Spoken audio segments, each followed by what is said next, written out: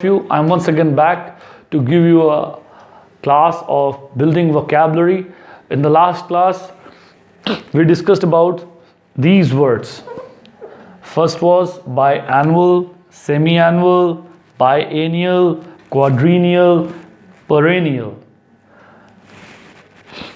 Okay, so today we are here to discuss with you about some revision because there were some critical words. तो हम लोग आज discuss करेंगे कुछ critical words जो आपको सीखने में हेल्प करेंगे. So biannual we studied about two times in 1 year. So biannual हम लोग किसको कहते हैं? एक साल में जब कोई चीज़ को हम 2 बार करेंगे, क्योंकि बाय मीन्स क्या होता है? 2 होता है. ओके, सो जो चीज़ों को हम एक साल में 2 बार करेंगे उसके लिए हम बाय एनुअल यूज़ करेंगे. उसी तरह से एवरी हाफ ईयर, तो हर साल मतलब एक साल के अगर हाफ ईयर को लेते हैं तो उसी वर्ड को हम दूसरी तरह से सेमी एनुअल यूज़ कर सकते हैं. आगे हम लोग देखेंगे बाय एनुअल और सेमी एनुअल ये दोनों कहाँ से आए थे. आपको याद दिलवाने के लिए ये रूट था इसका, रूट एनस, जिसका मीनिंग क्या आता था? ईयर. तो ये थी बात एक साल की जो हम लोग एक साल में 2 बार करेंगे. Okay, now we are going towards biennial, quadrennial and perennial. They are critical words. ये आपको कंफ्यूज करेंगे. हमारा एक साल का वर्क हो चुका है, हम लोग एक साल के लिए 2 वर्ड यूज करते हैं. अब हम लोग क्या करेंगे? अब कुछ होगा 2 सालों में होगा. हर 2 सालों में कुछ होता है. अगर कुछ 2 सालों के बाद होगा तो हम उसको क्या बोलेंगे? बायएनियल बोलेंगे. Example, anything happening every 2 years. Meaning is anything happening 2 years. तो हम उसको क्या बोलेंगे? जैसे 2 साल में हुआ, फिर 2 साल के बाद कंप्लीट हुआ, फिर दूसरे 2 साल में हुआ. तो 2 सालों के बाद में जो चीज़ होगी उसके लिए हम क्या यूज़ करेंगे? बायएनियल. जैसे मैंने एग्जाम्पल में आपको दिया था, किसी किसी जगहों में 2 साल में सैलरी मिलती है. उसी तरह से क्वाड्रीनियल. क्वाड्रीनियल मीन्स सेम अगेन. हम लोग कहाँ चले गए हैं? हम लोग अब 4 सालों में चले गए हैं. Anything happening every 4 years.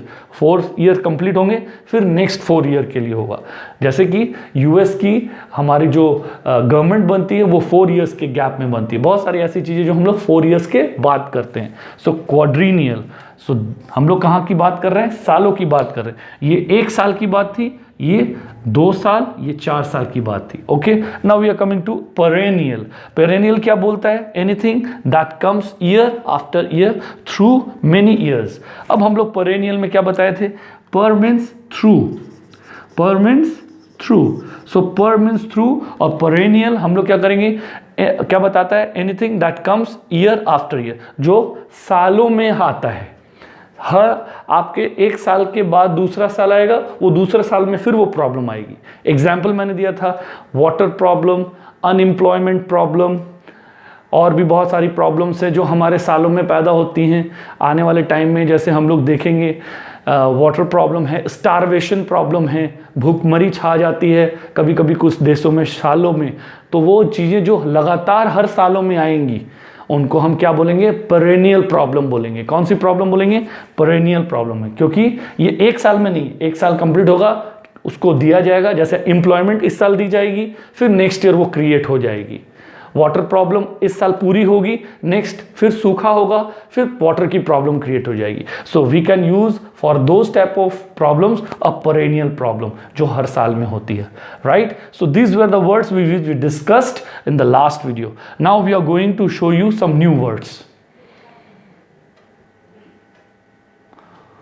Now I am again with you to show you some new words. So we have words like lingua, which has come from the Latin root tongue or language. So ये word आपने सुना होगा. Linguistics is the science of languages. So आज हम लोग नए word को पकड़ रहे हैं. We are picking up a new word and that is lingua. Lingua has come from the word Latin root tongue. Tongue means जुबान, हमारी जुबान, और language.